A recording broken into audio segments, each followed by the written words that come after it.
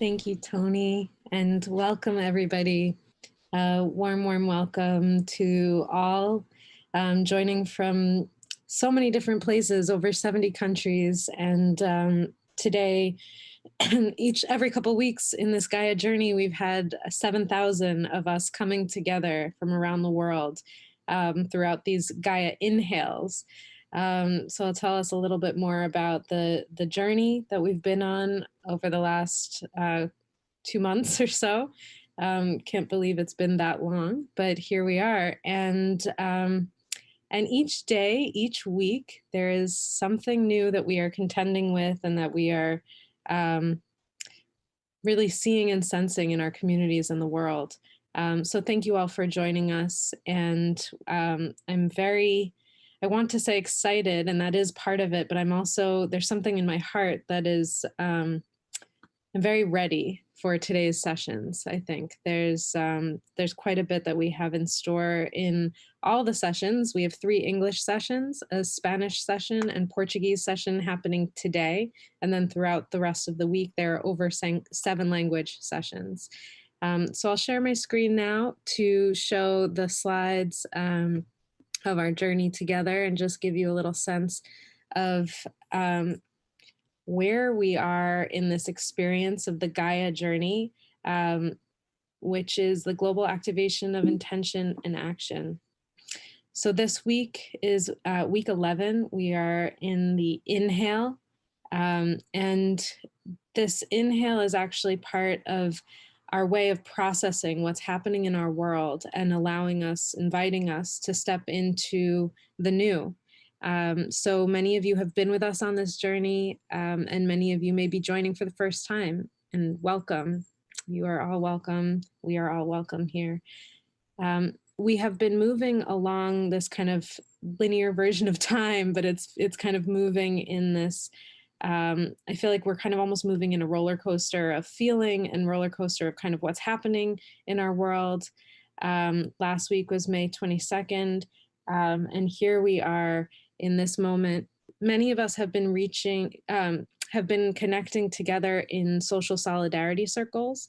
And just yesterday, we launched the macro hubs and got to hear from the ULab 2X participants who had been using the methodology of Theory U to be able to move through their own experience in teams. And now we are joined together as they've closed out their process to just experience the next phase of macro hubs and impact area hubs that allow us to kind of move forward together.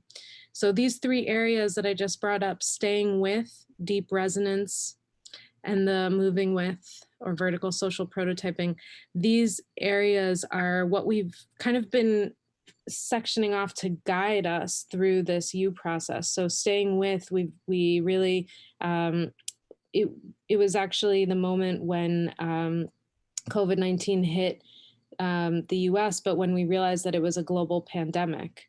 And so we were really staying with and listening to what was coming up, and then dropping into deep resonance and connecting to source.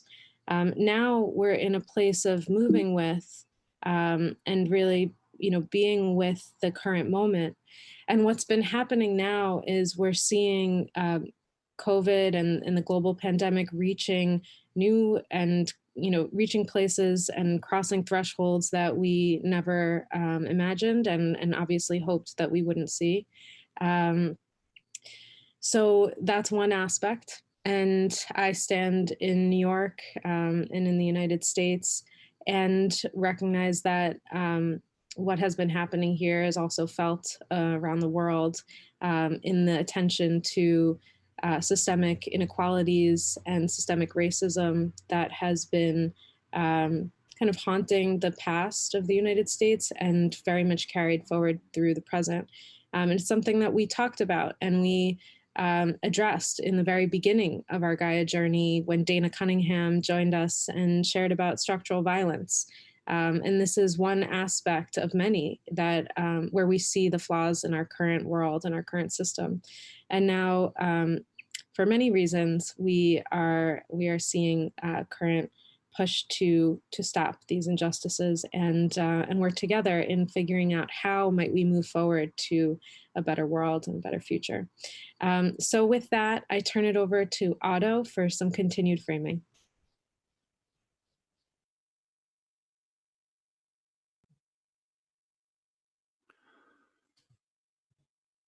Thank you, and hello, everyone.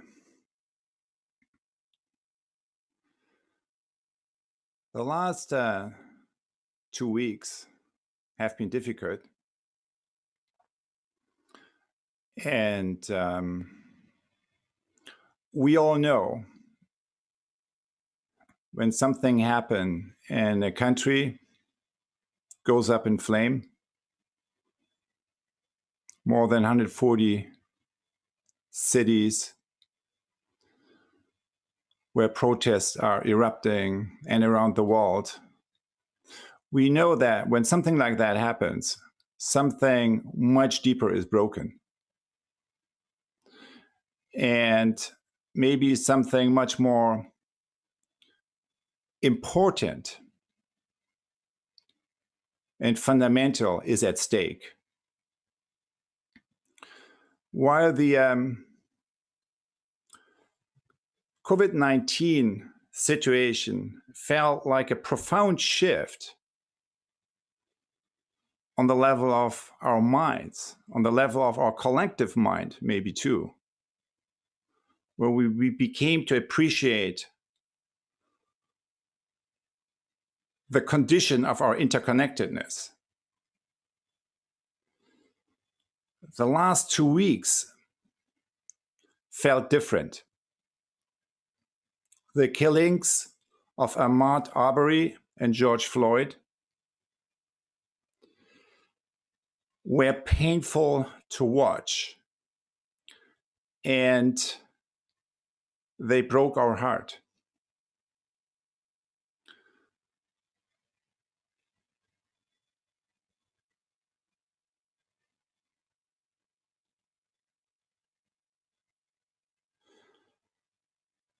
Since we all watched these scenes on our devices,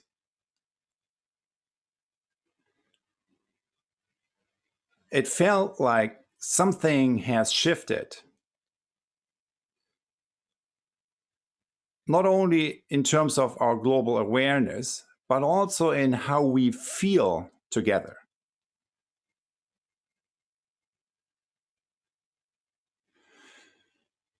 How we feel together into this unspeakable pain that we are inflicting onto each other.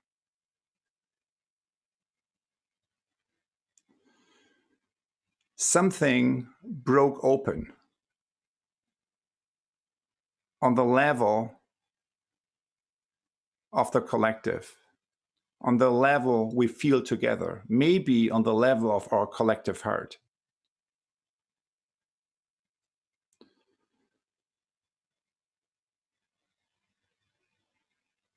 So this is a very fundamental shift that is also very personal. So allow me to unpack that a little bit by very quickly going back to a distinction I introduced earlier in terms of presencing, absencing, the two places that we can choose to operate from. The place of the opening of the mind, heart, and will here on the lower half, and the place of a freeze reaction where we are closing our mind, hearts, and will. And if we double click on the upper one, the absencing, we can see the emergence of 3 types of violence that we all experience in this moment in different forms. The first form of violence is, of course, direct violence. That's the 8 minutes, 46 seconds that the police officer's knee was on George Floyd's neck. 8 minutes and 46 seconds of brutal killing, which is, on consideration, a direct continuation of 401 years of slavery and racism against Black people in this country. So the first blind spot that I noticed in my own perception has to do with not fully seeing the unbroken continuity of police brutality throughout the past 400 years, resulting in ignorance or doubt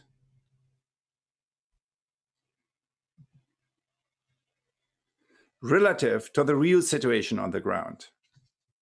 The killing of African American men by police is not new. What's new is that now we have smartphones and we all can see what is going on.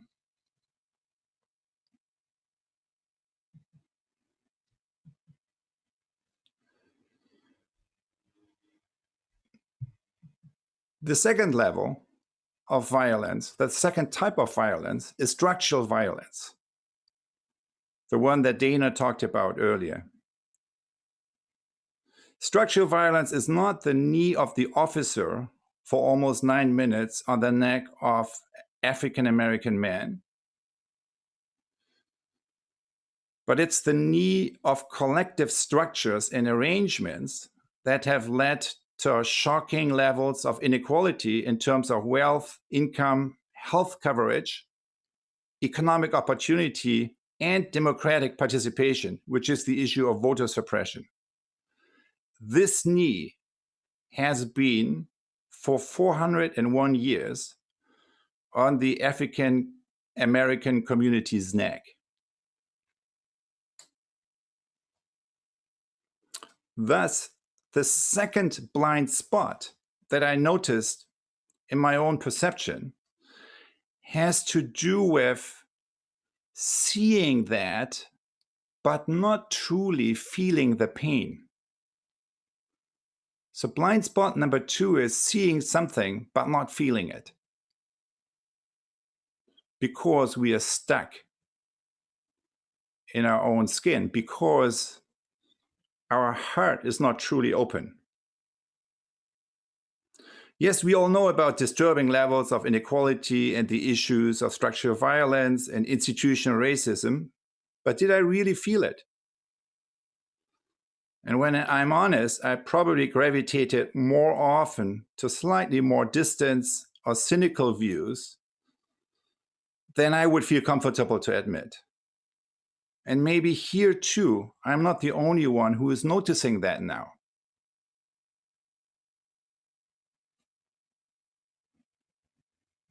Which brings me to the third form of violence, which I call attentional violence, by which I mean not seeing another in their highest future possibility. An example for that here in the United States is the educational system that gives vastly different education opportunities to different groups of people. While countries with most advanced educational systems like Finland offer free quality education for all and shift resources to the most disadvantaged groups, here in the US, we are busy doing the opposite. Shockingly different levels of educational opportunities stacked according to levels of income and privilege. In short, the current US education system works more often than not like a caste system, cementing privilege rather than creating conditions for the American dream. While the first 2 blind spots deal with not seeing or with not feeling what we see, The third blind spot deals with not acting on what we see and feel. I see something, I feel it, but I'm not acting on it. This issue has to do with a frozen will, a will that is frozen by either fanaticism or fear, which leads into patterns of destruction, of depression or destruction. Taking together, these three blind spots keep us reenacting the cycle of trauma and self-destruction on the level of the collective, which is precisely what we see playing out here in the United States and also in many other places around the world. So if we zoom out again, what can we do to transform this pattern of self-destruction towards healing and well-being for all? While the upper cycle of absencing is based on the architecture of separation, right? So we, the lower cycle of presencing is based on an architecture of connection that leads to the cultivation of unconditional witnessing to truly see the reality as it is. Unconditional love to truly hold each other in difficult times. And unconditional courage and confidence for supporting each other to realize our highest potential. So that's building these and cultivating these deeper capacities. That's, of course, what's bringing us together here. That is the essence of the journey we are on.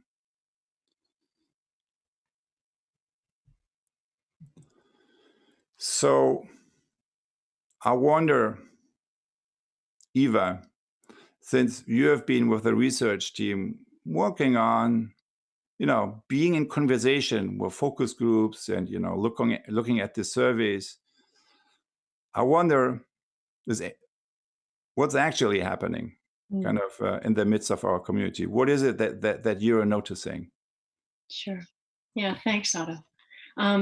One of the things that the research allows us to do is to really look at data and look at people's comments and reflections over time.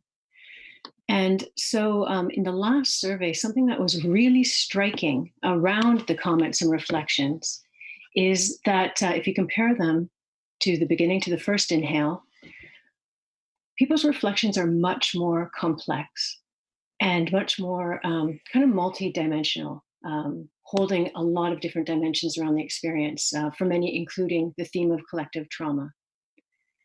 And so when we looked at them, we saw sort of a more nuanced awareness of self and awareness of the collective.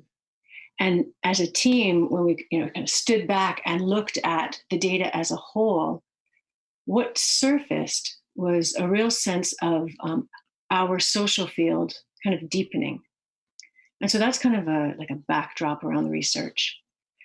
In terms of the specifics, I think the thing I want to mention that might most relate to your intro is that one of the really strong themes was around clarifying intention.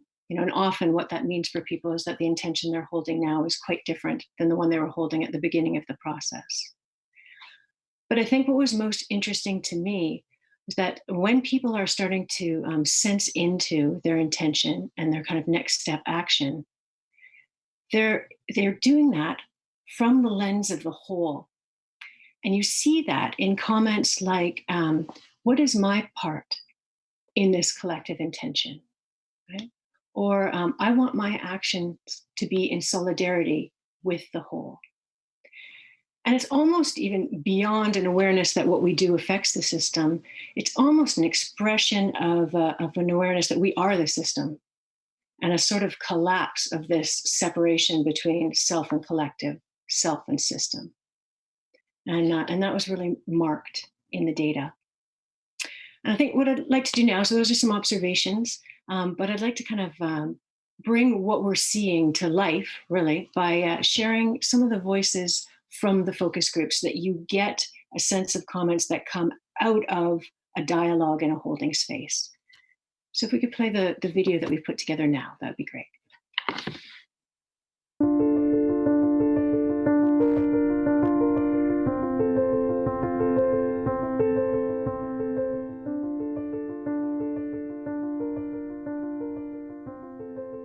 Acceptance is my main shift.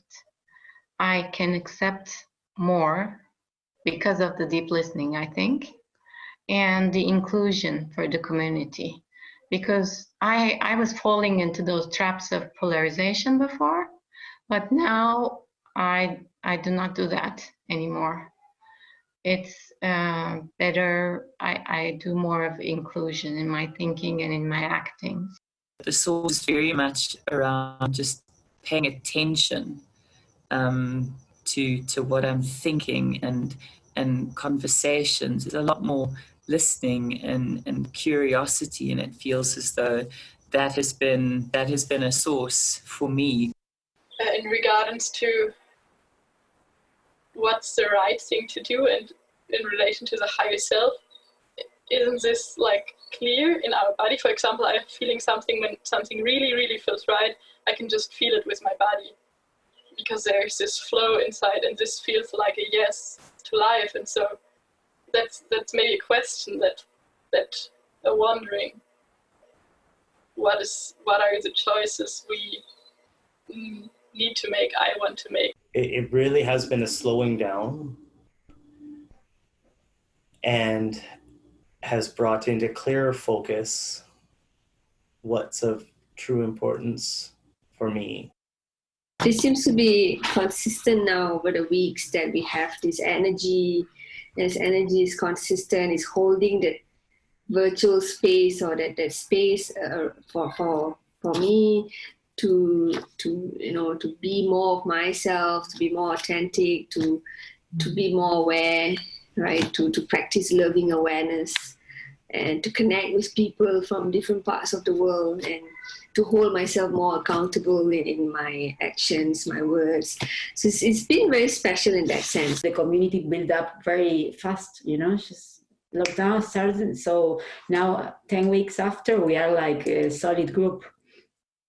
We did the social processing theater, and I could feel, I could touch it. It was kind of a magical moment for me. I could touch that there was something in between, and that something in between gives me strength. There's people around the world that are sharing this, so we are not alone. That's the point, I think. We are not alone. I'll leave it there.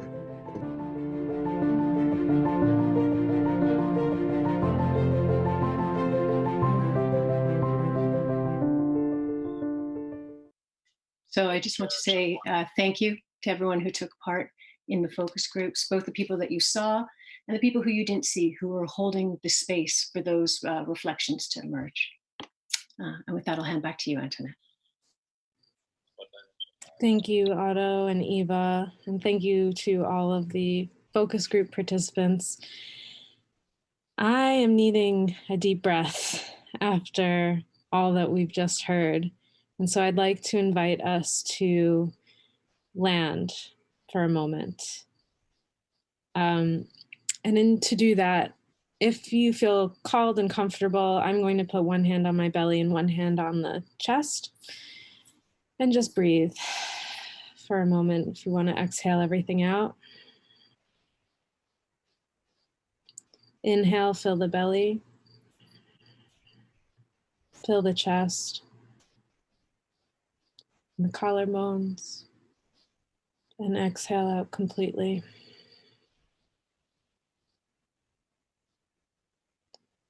And as you tune into your own breath and your own experience, of everything you just heard, both what Otto shared in terms of the 3 forms of violence,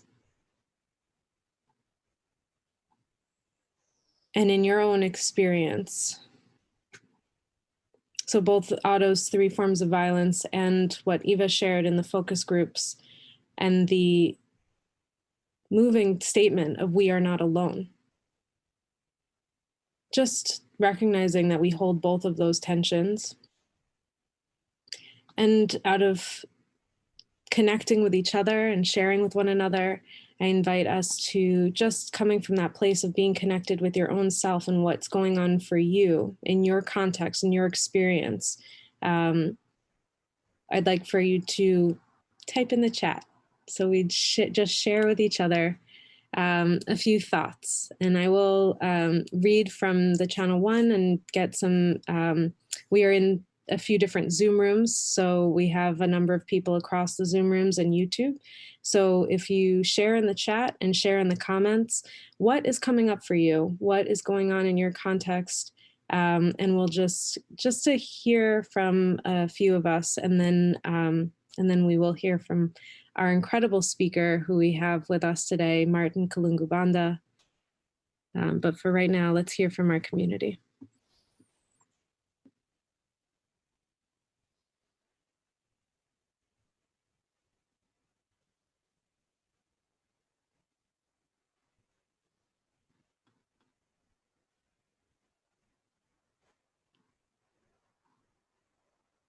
So we've got a new sense organ opening to receptivity instead of pushing, deeply touched by the depth of the reflections. The moment requests more awareness. I am raw, vulnerable, open, attentive. Awakening is positively painful. I remember how scared and lonely I felt in the beginning of the Gaia journey, and how connected and abundant I feel right now with all of you around the world. Looking at what's below the immediate symptoms, at the fundamental elements.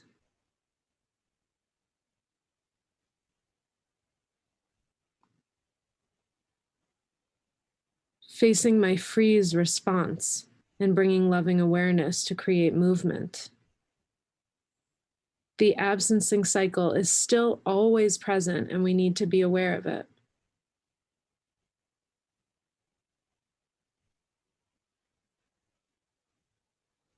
I sense much convergence about something new being born, and that the positive forces are expanding while the negative and destructive energy is gasping.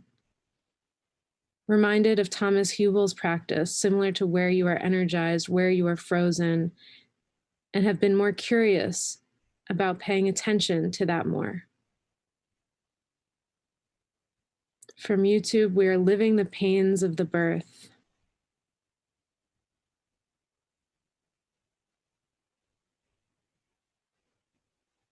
How much pain, how much hope.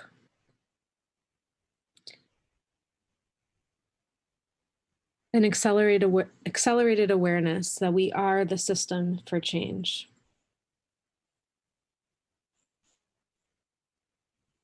I'd like to turn it over to Otto and thank everybody for connecting and participating here in the chats and the comments. And I'll turn it over to Otto to bring in our wonderful speaker, Martin.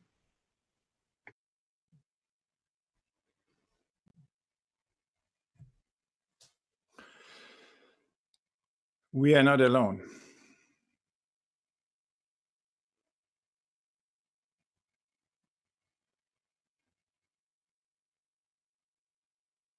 So thank you for all these moving sharings. I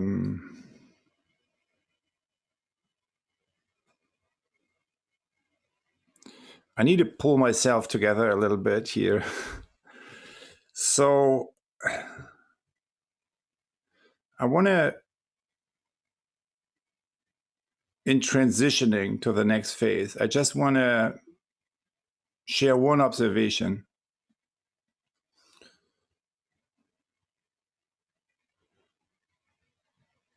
And that is what we, so sometimes living outside of America, there's this feeling, how is this even possible, right? So this racism what now becomes more visible. How is that? And the whole trauma of slavery that is by and large unattended to. But then, so that's like maybe a feeling that some of us have, like when you look at the United States now from outside. But for example, I mean, I came from Europe. When I really look at the European history, I mean, how good is that? I mean, so what we have as slavery here, we have as colonialism in Europe. It's the same thing. It's just enacted across continents rather than within the same country. That's the difference. So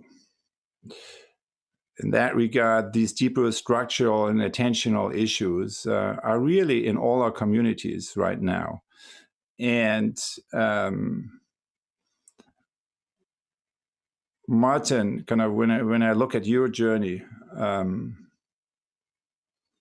it's cutting across these divides, right? Your journey begins in Zambia and then moves now really to working globally, but working, your heart is in Africa. And that's really why we so much appreciate you,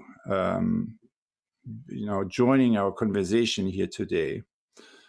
Martin Kalungu Banda, as many of you know, is a core faculty, has been for many years at the Presencing Institute. He's author of several books, including Leading Like Madiba, Leadership Lessons from Nelson Mandela. And he is the founder or co-founder of the Ubuntu Lab. Kind of that, is manifesting an Africa-wide aspiration that we'll be talking about later in this session. So Martin, when we met first, I think it was in South Africa, a number of years back, let's not specify that. Back then you were with Oxfam, you were working with Oxfam. And before that, you happened to be the chief of staff for the late president of Zambia. And before that, or related to that, so before that, in fact, kind of you worked for a few years for a global multinational company. And when we go even further back, to your education and first part of your educational training in Zambia. A few days ago, we chatted about a situation where I think you were in a 4 or 5 year education seminary in Zambia. You were in the final year or about to enter the final year. And the whole world, right, your whole family and everyone in your village and everyone was expecting you to do one thing, which is to finish this education. But your heart was telling you to do something else. And I want to start there because that's where the place that maybe many of us are in now, right? So I have many young people I work with here at MIT, are exactly in that situation, right? Their whole environment has invested into one pathway they think, this person is going to do, but the heart is telling something else. So take us back, Martin, to that moment. And what happened then? Otto, thank you very much. Greetings, everyone. Thank you, Otto and Antoinette, for capturing the moment we are living in, particularly in the last few days, is showing up more strongly in the United States, but certainly being recognized everywhere in the world.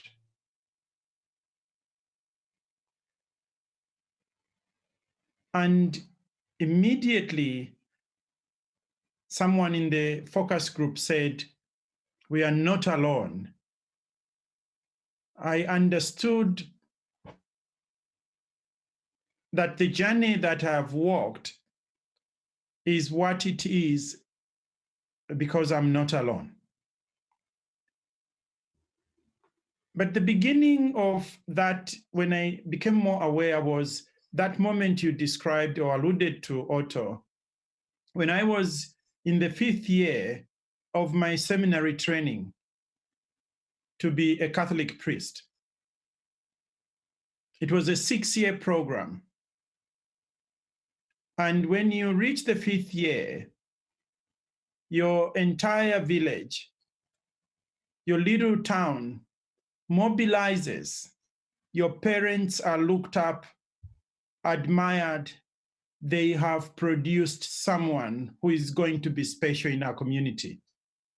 I grew up thinking that way because when I was about to go to college, I received 2 acceptance forms, one for the University of Zambia, the other one for the National Seminary. I literally tore up the one for the university because my parents had shared with me that when they were expecting me, a priest told them, if this is a boy, God wants him to be a priest. And therefore, I grew up with that. And I went through priesthood training. In the final year of 5th year program, you're supposed to spend a lot of time reflecting so that you prepare yourself for the ordination year, which is the 6th year. And I went to my spiritual director and I said, I really don't think I should be a priest. And he looked at me and said, Martin, everybody experiences that. You are having those doubts in order to consolidate yourself. And I do remember at that time, Pope John Paul II was coming to Zambia. And I was asked, you are going to be leading the choir. This is not the time to leave. At least let the Pope come. And then afterwards, let's talk about this. The Pope came and I sang. And I do remember the Pope sending Cardinal Tomko, could you ask him if he wants to read music in Rome? We have a scholarship for him. And because I grew up in the village singing with my parents around the fire in the evening, I laughed it off. I said, who goes to school to read music? You are born singing. Why would I spend time doing that? But when the Pope left, I went to my spiritual director and I said, I still want to live. And I said, why? I said, I really feel I want to be a priest, but not in the form that it is now in the Catholic Church. I do have a lot of respect for those who have made it, yourself and others. I'm not so sure I'll be a better celibate than the priests who are there now. I think I will fail. He looked at me and he said, Martin, I hear you. And because both my parents died recently and left me a little bit of money, if you want to go to school further, I can make that resource for you. At that point, Otto, I became upset because when you are in the seminary, people are supposed to hold you back and say, please stay, stay. And I thought he was getting rid of me. And he said, no, somehow I couldn't tell you. I knew that your life is out there. You could be a good priest, but something tells me your life is out there. I couldn't tell you that myself because I'm also trying to figure out. He's still alive. He's a German priest and a good friend up to now. Thank you for sharing that story, Martin. So what I kind of recognize, and I think which is almost like a universal principle that I have heard in many other stories as well, which really touches me, is one, you feeling something that is at odds and in contradiction with the entire environment you have been operating in. So everyone around you is expecting you to do one thing, but your heart is telling you otherwise, and you didn't ignore the heart. And the second thing I noticed in your story is it was only after you had the courage to step into the unknown, right? Kind of to step out of this known world into yet another world where you had no idea what would unfold. Only after you took that step into the unknown, the resources, the helping hands, right, in the form of that priest, in the form of others, started to show up. But first, you need to make that move yourself. Now, if we fast forward a few years, I remember one day, Martin, you told me you were working then, at a multinational company in South Africa, and you decided out of the blue to call the president of Zambia, whom you didn't know at all. So take us back into that situation. What was that about? Because that is another aspect of how we connect with the future that actually wants to happen. What was that about? Yes, Otto. So after leaving the seminary and bringing what at the time was seen as shame to my parents, because they became the laughingstock of the village for a period of time. And I go into the university. Quickly enough, the professors in the university asked me to consider if I kept on working as I had shown, joining faculty. I did. And after serving in the university for 5 years, I was joking with my wife and I said, you know what, this job I'm seeing in the newspapers here, if I applied, I would get the job. She knew I wasn't going to apply. So she actually sat by me and said, can you write the application? And she knew I wasn't going to post the letter. So she picked the letter and took it to the company. That's how I ended up being director of corporate affairs for a multinational company in Zambia. And quickly they encouraged me to go for a regional job. And I became head of corporate affairs for Africa. And then because they were preparing a few of us for the leadership of the company, they put us on a program with a Canadian leadership thinker who introduced me to journaling, reflection, meditation. And after 1 year of being on this program, what I considered interfering noise or voices started happening each time I was reflecting. I used to have a practice of every morning before I drive to work, I sit on my own for 30, 60 minutes and then get into the car and go to the office. Every morning I started getting what I labeled were interfering voices. So one morning, I listened to that voice. I arrived at my office, dialed a friend home, and I said, could you find me the number to the president's office? And then he asked me, Martin, what have you been smoking? Which normal human being wants such a number? But like all good friends are, after some time, he gave me the number and said, please, if you can, don't be silly with that number. I heard that, shoved the number away. I continued working as I normally would. 10 to 5 p.m., I looked at the number. Some madness seeped in me. I dialed the number. Hello, State House, how can we help you? And I introduced myself. My name is Martin Kalungu Banda. May I speak to the president? Then the voice went, Mr. Kalungu Banda, is the president expecting your call? I answered, no, but it's crucial that I speak to the president. Then there was silence, a little bit of music. Then a new voice came. State House, how can we help you? I repeated my self-introduction. My name is Martin Kalungu Banda. May I speak to the president? The same questions asked, I answered the same way. Third voice, I had grown a little bit impatient.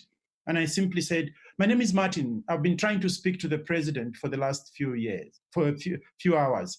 And then the voice went, Mr. Kalungu Banda, this is the president. How can I help?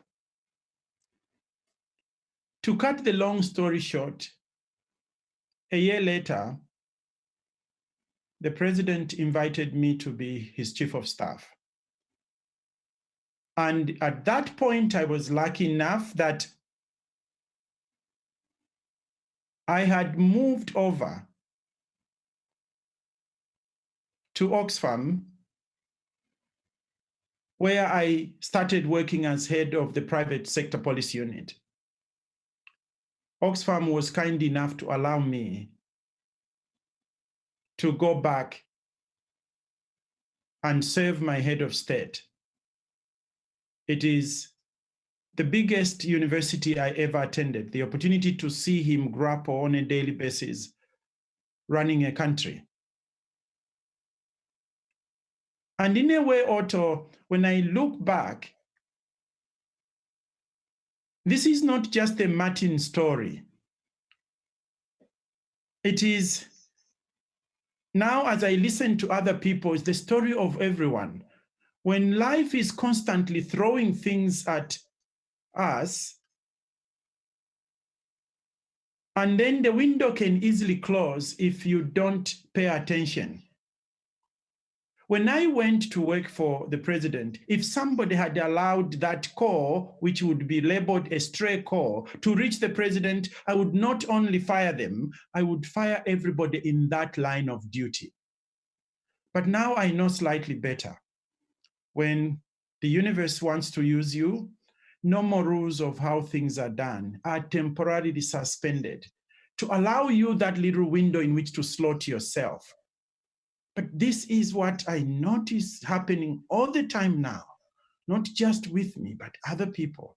And one wonders whether what you were describing as going on in the United States is not that little window for us as humanity to shift fundamentally.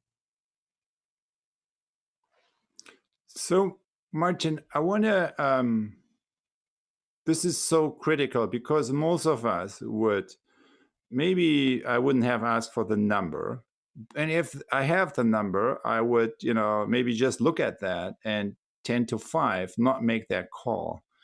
So I want to just, before we move on, if you could double click on that moment a little bit in terms of your own knowing, because we all know this situation. And you just mentioned the universe wants you to do something. What do you mean? And how does that show up in your experience? I mean, where in your body do you feel, I mean, what is, so this confidence, right, that you had in making that call and telling him, and by the way, I didn't vote for you. So where does this, so what is working through you? And so what is your own account for that process? Because we all know that, but I think what I have been learning from you so much is really to take this, what the universe wants you to do, to truly take that serious and not just something you toss away. So can you double click on that a little bit, that moment, and what are you noticing and feeling? And so how is your own process working in such a moment? So when I look back now, and maybe in the moment it's happening, I wouldn't describe it like that. So, and for me, this runs contrary to my training. When I was teaching in the university, Otto, I was teaching philosophy and I was teaching logic. So you can imagine how, at least in the Western sense of logic that is taught, it is very mental. And yet, when I function, mostly I hear things first from the heart and sometimes from the space just below my belly button. So almost like I am in my normal way of working when I'm not teaching, I'm running contrary to what I teach. If I'm teaching logic, it's about things that sequence in a particular way. But when I'm working with life, I pay attention to what my heart is sensing. And the space just below my belly button, I have not just called the president in that way, but I also found my wife in the same way.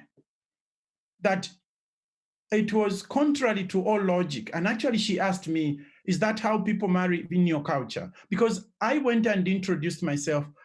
I don't know you. I saw you do this and I felt this way. And for her, that was very silly. Although we both come from Zambia, it was contrary to culture.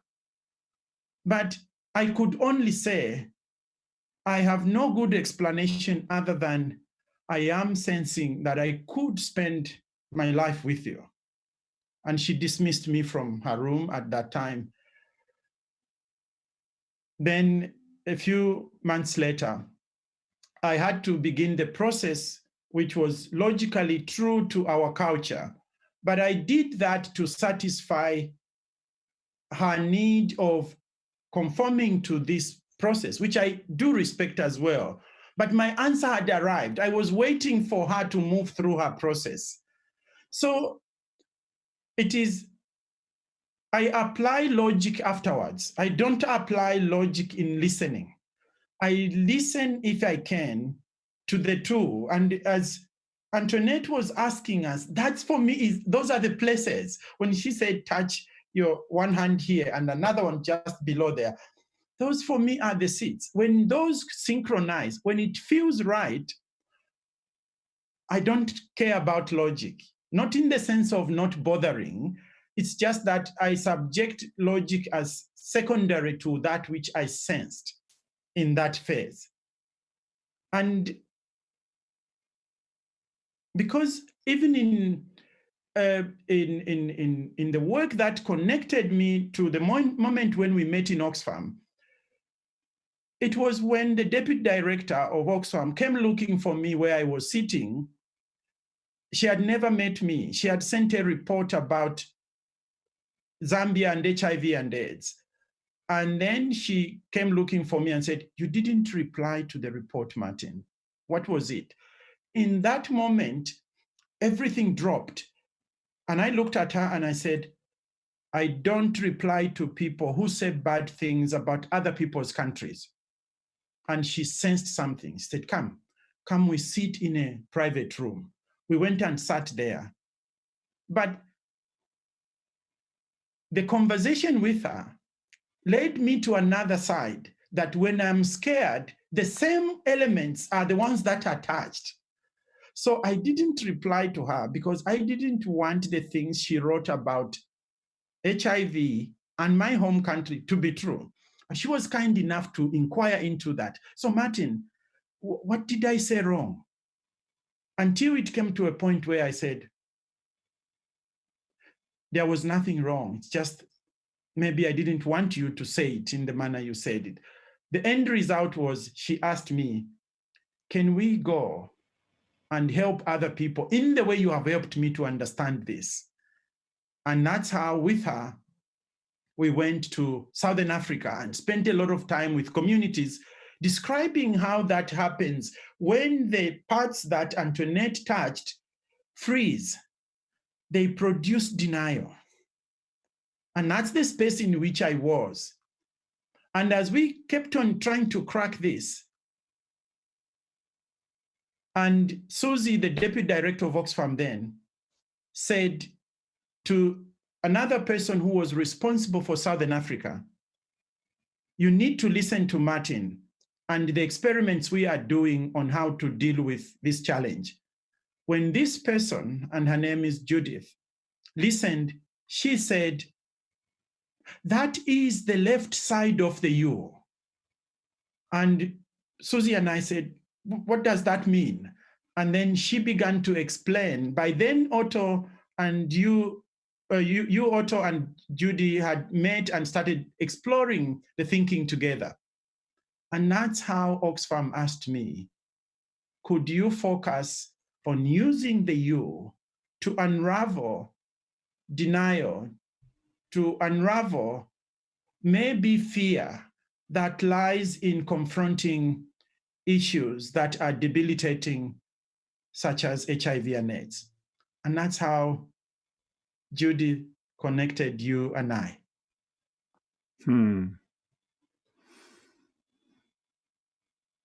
Thanks for reminding me of these old connections. I want to follow your. So you talked about the primary reality and the secondary reality, and the primary reality has, your access with your heart, and that can be a sensing into the future, but also can lead to denial. So I want to move into the current moment, Martin, and ask you, when you connect to your heart, what is it that you are sensing, and how is that related to the whole kind of Ubuntu initiative, of which we have several also in our GAIA community here? There's a whole hub, and I think there's Linda, Sharon, and others who maybe also can join this conversation. So what is so when you sense into this primary organ of perception that you described to us, when you sense into that now, what are you sensing and seeing? When I sense something, I find it easier to, first of all, take a step. I don't seek to clarify the steps. From the moment these parts we described tell me this is the next space. So you recall when ULab started growing, and there was a time when we had over 10,000 participants in one of the online programs. And casually, I asked the question, how many of those 10,000 were from Africa? And I remember it was Kelvi who replied and said, let me check. She checked. There was one person connecting in Egypt, in Cairo, and 2 persons connected in Johannesburg, South Africa. When she said that, immediately I felt, gosh, this is how Africa gets left out. When the world is dialoguing and engaging and moving on, we are remaining behind. And I said to Aggie, who is my wife, we have to do something about this. But Africa is not as connected as the rest of the world. There will be costs around data. I wasn't even hearing that. And I started announcing each time we had meetings in the Presencing Institute, there will be USCO Africa. But even for the strength I think I sometimes carry, I started finding, even with myself, that I was sounding like a broken record, because each time we met, I repeated that there was going to be USCO Africa. And I remember the second year when I said this in Berlin, and colleagues laughed with me, not to discourage me, but to remind me that I had been saying that for long. And then another colleague within the Presencing Institute community, Julie, and I were doing some work with a global client who, for some reason, just turned around and said, we can't travel. You have to help us regardless. Julie and I sat and experimented running a program online. And at some point, I said to Julie, if you come along, we can start USCO Africa. 2 years ago, we called people we knew around. We set up people across Africa, 19 African countries. We trained 178 facilitators to date, including some of the colleagues who are in this call. We have over 500 people we have reached. Our ambition is to have global classrooms across Africa of 5,000 to 10,000. But what is beautiful is that this is not being driven by Julie, Aggie, and myself. Some of the colleagues in this call are calling us to tell us what is next.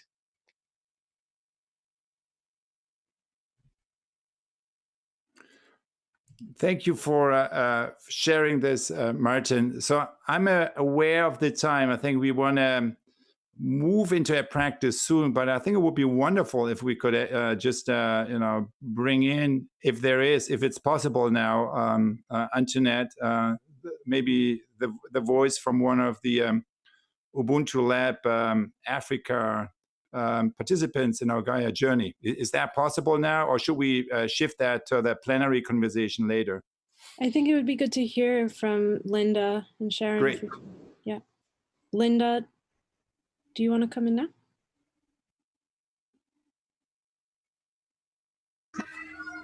Hello, everybody. It is such a pleasure to be here. And for me, I come in to share how we have, as Ubuntu Lab, been using the theory U, and how enriching that experience has been for each and every one of us. So indeed, I am because you are, and this is the Ubuntu philosophy. It is a philosophy that is based on our interconnectedness as a people, and indeed, this truth has been explicitly lived out during the COVID-19 pandemic, and by even the brutal extrajudicial and racial killings that Otto highlighted at the beginning of this session. Ubuntu Lab has brought the practices of Theory U to cause the people of Africa to begin to co-shape and restitute it to what it was in the past. The ability and influence of individuals to the community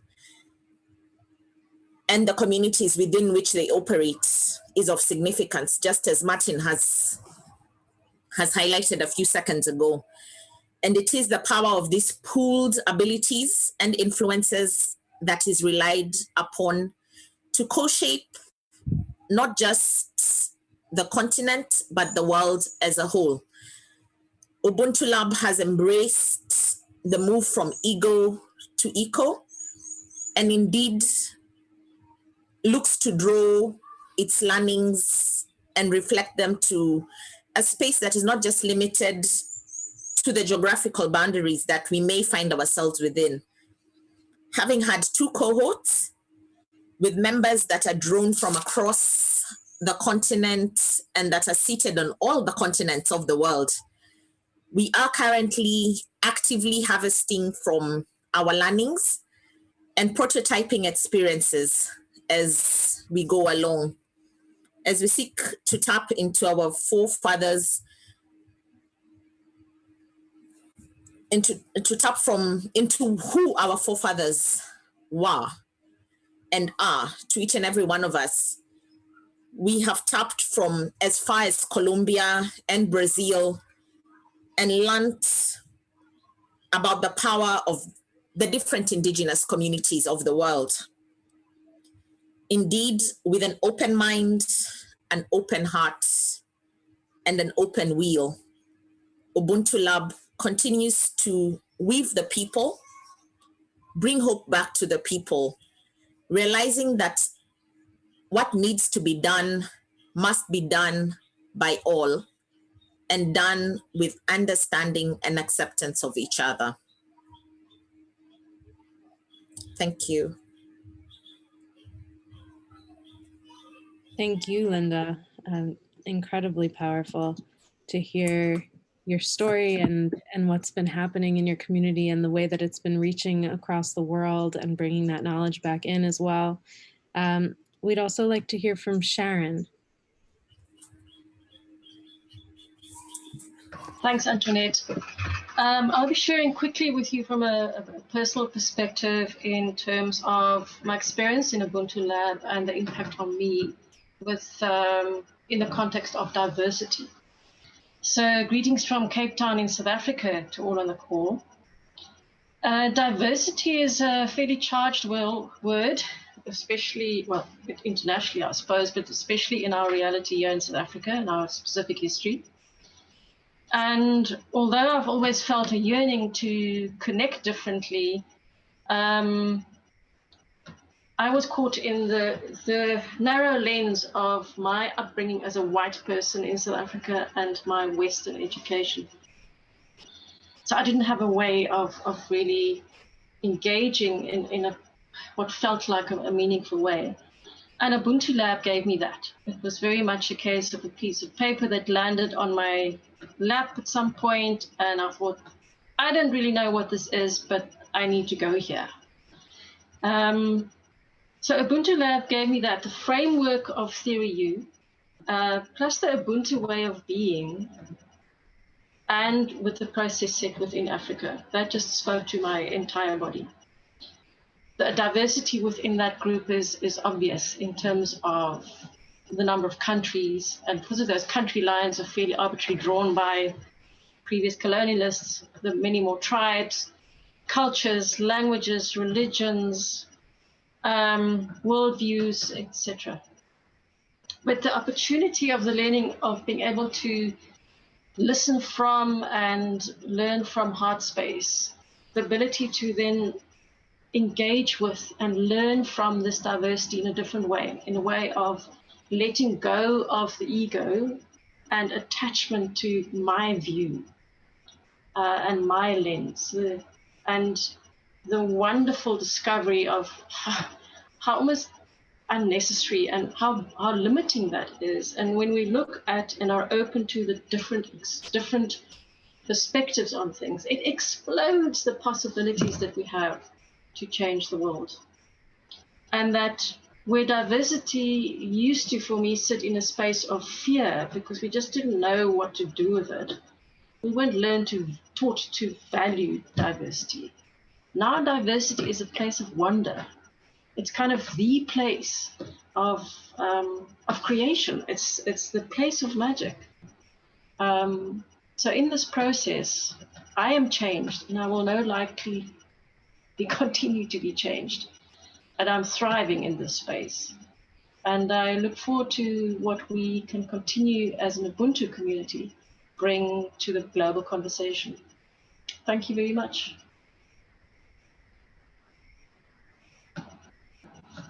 Thank you, Sharon. Thank you, Linda, and thank you, Martin, for following this dream of yours. And I wonder if you can share maybe a final story to inspire us to move into a practice about how do we actually access that for ourselves. So I turn it back to you. Thank you very much, Antoinette. In 2018, when it was Mandela's 100th birthday, I suspect because of the little book I wrote on Mandela, I was invited to the celebration of the centenary year for Mandela. Of all places, it was in Lisbon. And the fascination for me arose when I was trying to explain, using the U, the journey that leaders make. And one evening, one of the keynote speakers in that period of time, who I had the fortune of spending 3 days with, asked me, why do you draw that U with a dot in the middle, but not connected? And I shared what I thought was the explanation. And then he said, yeah, I've seen that. The person I'm referring to is John Carlin. John Carlin is the author of the book on which the movie Invictus is based. As a young journalist from the United Kingdom, for some reason, he became very good friends with Nelson Mandela. And then he said to me, here is what I suspect you mean by drawing that U shape and then disconnect it with a dot in between. There was this moment I was fortunate enough to be with Mr. Mandela in the same room when the sad news that Chris Hani, his political son, had been murdered. Carlin explains to me, when the news was broken, Mr. Mandela became like a statue. It was like he was not breathing. He was a sphinx for some time. And all of us who were in that room did not know what to do. We didn't know whether he had suffered from shock or we needed to give him space. But definitely for as long as 5 minutes, he stood there, motionless. John says when Mr. Mandela next spoke, he said he wanted to address the nation of South Africa. And when he did, he gave that 6-minute speech which saved South Africa from self-destruction, when the country would have imploded in a racial war. John says, when leaders function by going into the gap, when disruption happens, they stand a good chance of picking something that the future needs in order to create different possibilities. And he said, I didn't see that once with him. I didn't see it twice. Each time anything disrupted the normal way things were happening, he went within. And when he came back, he had a different response. And now when I'm explaining the dot, I tell that story because he captured it for me. And Antoinette, it could be that the universe has, though with a lot of pain and tears, thrown all of us in this moment in that gap. If we stay there and listen enough, we might just find the new future possibility life is asking us to be stewards of. Thank you. Thank you, Martin. What I'd like to invite us to do is to take our own gap. I also acknowledge that my eyes have been wet for this entire session. And I would like to take that space that we each may be in different ways and invite us into a practice of what Martin just described and what Otto outlined in his earlier framing. What Martin said was, when leaders function by going into the gap when destruction happens, in many ways they stand to find what the future needs. So if you have your own practice, I invite you to do that, and I will guide us through a practice now. So if you can get your feet on the ground, please feel free to start there. If you'd like to lower your eyes or close your gaze, lower your gaze or close your eyes, please do so.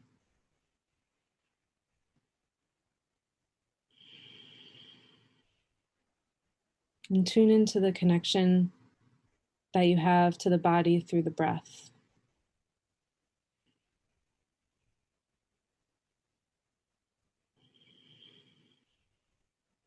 And rather than the breath moving in and out horizontally, tuning in to the connection of the breath moving up and down vertically, connecting into the ground, to the earth through the roots, that through our feet, connecting vertically through the heart and the spine. So on the inhale, dropping the energy and attention down to the base of the spine.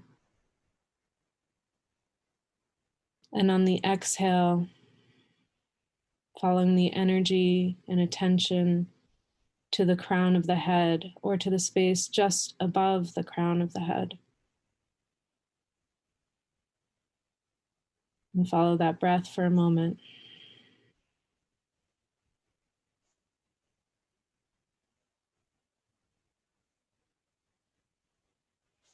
And as you do this, I invite you to perhaps remember a time, it may not have been that long ago, when you saw or experienced something like what you may have heard Martin describe, a moment of destruction, a moment when your normal response might be fight, flight, or freeze, or the absencing that Otto described.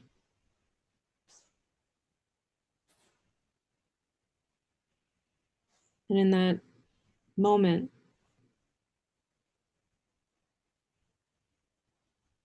if we stand or sit here in that gap, in that space, in between hearing the news and acting or reacting,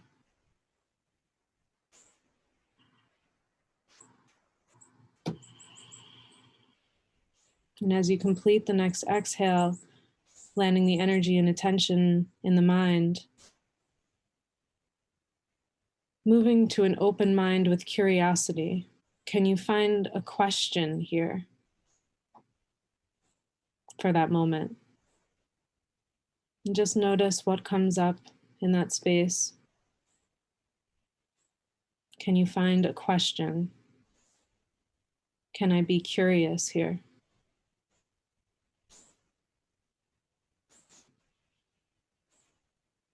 And then following the breath, moving the energy and attention to the heart, to the feeling space.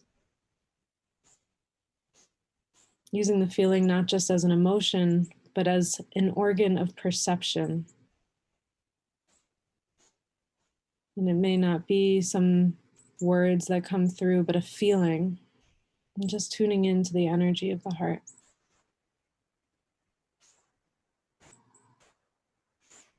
Then dropping into that space below the belly button that Martin described, and softening what Otto had called a frozen will. Softening that space, tuning into what's happening outside. Perhaps recognizing a place where fear may live, but not staying with that fear to the point that it paralyzes. Staying with to the point that you know what is needed next. Perhaps there's an action or something that wants to be voiced from this place in the open will. I invite you to write anything down that may have come up. You can open your eyes and return to the page. And in just a moment, we will move into breakouts where we can process with one another what came up.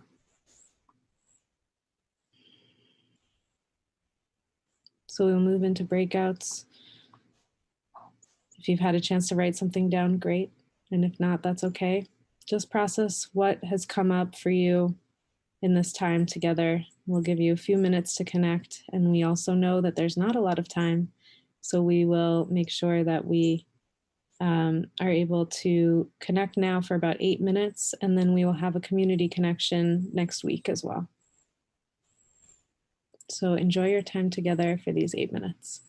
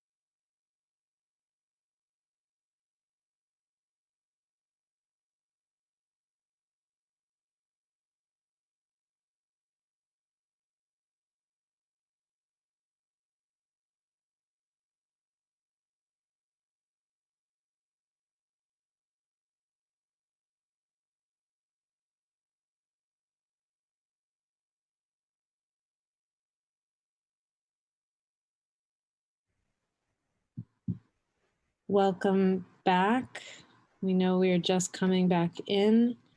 For those of you on YouTube, thanks for sticking with us through this breakout moment, and invite you to place your thoughts in the comments if you haven't already. And I know that we're just still coming back on Zoom. And there we are. I believe we're all back now. So welcome back, everybody. We would really love to hear everybody. I know that you did not have enough time in your small groups to hear everyone. So I do encourage you to, if you're in Zoom, try and find each other in the participants section so that you can find a way to stay in touch if you would like to and hear each other. And also know that we will be having a dedicated session that Otto spoke about earlier with Dr. Angel Acosta, who has been guiding us around a timeline in the United States of structural violence and structural racism.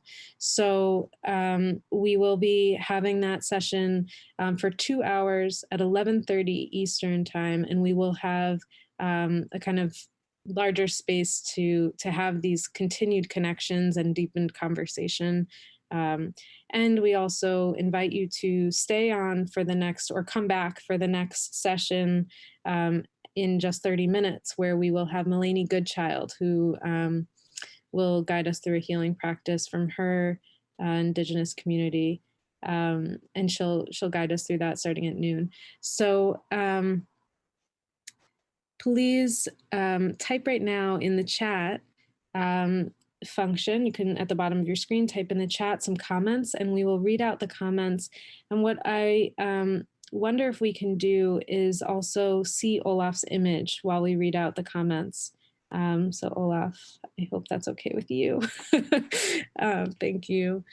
And so anything that came up for you in the conversations that you just shared, and anything that you just see and sense as we take a look at this image that Olaf has created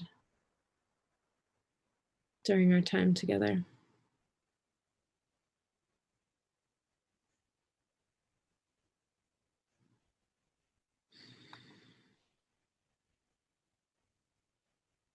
So it almost feels that our session is still continuing, as we will come back for the session in 30 minutes.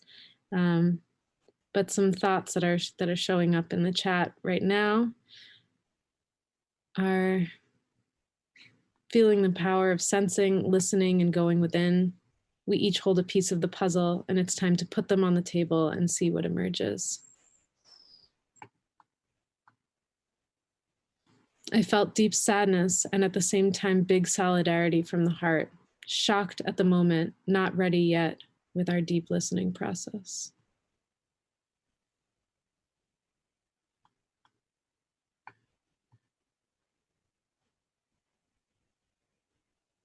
Being in the gap, in the not knowing.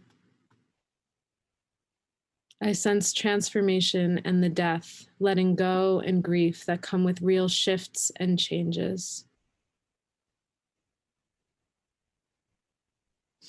Thank you for the Sphinx connection.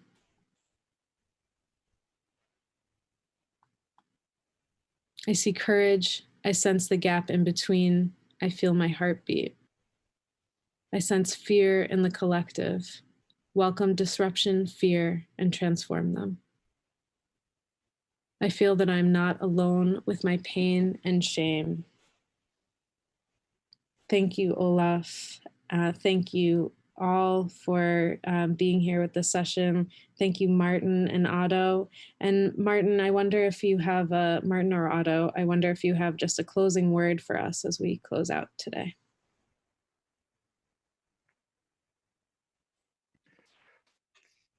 For me, for the concept of you are not alone, it makes so much sense, because sometimes when I'm telling the story of my life, it looks like I am strategic, I plan and execute. That's far from the truth.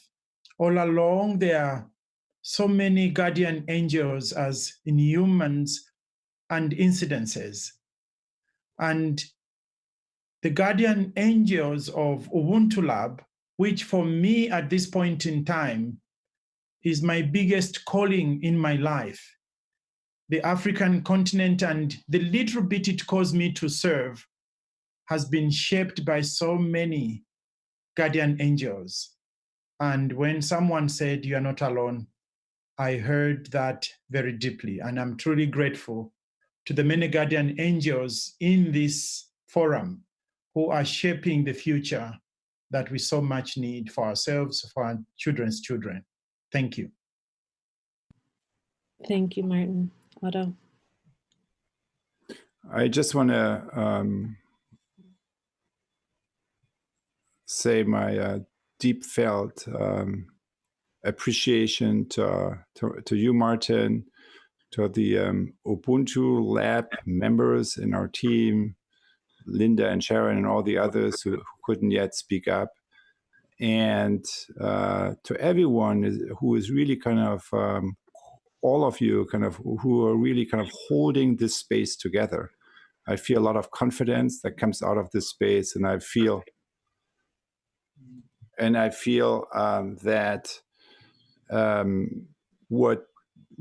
what I feel would be wonderful to have is the moment that Martin described with Nelson Mandela, if we could have that as a collective that is not going on for a little moment or for a few moments, but over extended period of time. And I'm also very touched by the image, Olaf, that you shared with us. And maybe in closing this session, kind of we could just kind of for a few moments go back to that, to take that into our heart, and then to continue this process later when we meet in 25 minutes with Melanie, and also when we continue this conversation really next Friday with Angel and Arana and others that will join this session.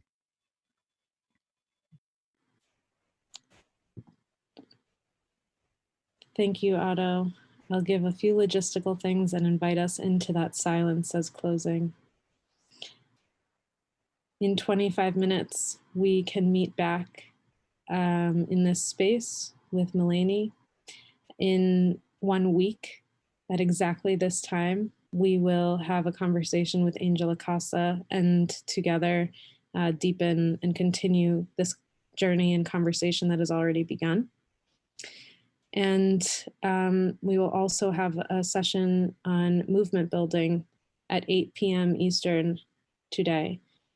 So we invite you to come back for that and to continue that conversation and deepening of how we move this into our institutions, how we continue to build movements and grow across all of these different areas that we are moving within, and to continue connecting in your social solidarity circles using the vertical prototyping tool that we have shared with you. So with that said, I invite us into stillness and a moment of connecting with Olaf's image as we close. Thank you all.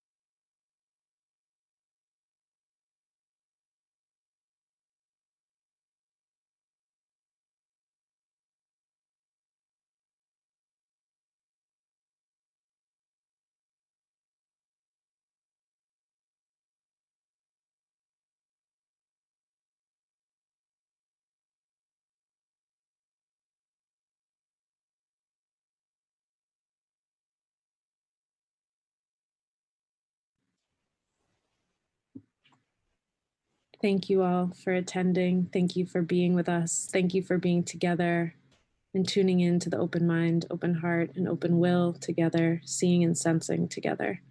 We'll see you all in 23 minutes or later. Take care, everybody.